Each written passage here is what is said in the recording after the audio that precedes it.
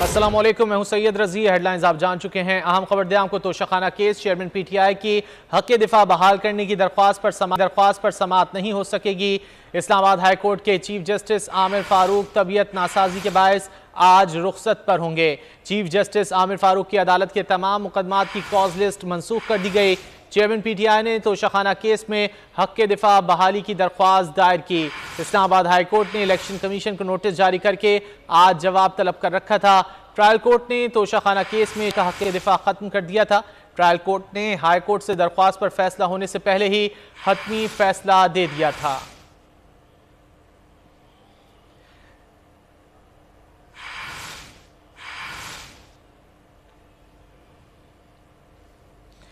Toshakhana case, chairman PTI की हक दिफा बहाल करने की दरख्वास्त पर समाअत नहीं हो सकेगी। इस्लामाबाद हाई कोर्ट के चीफ जस्टिस आमिर फारूक तबीयत नासाजी के बायस आज रुखसत पर होंगे।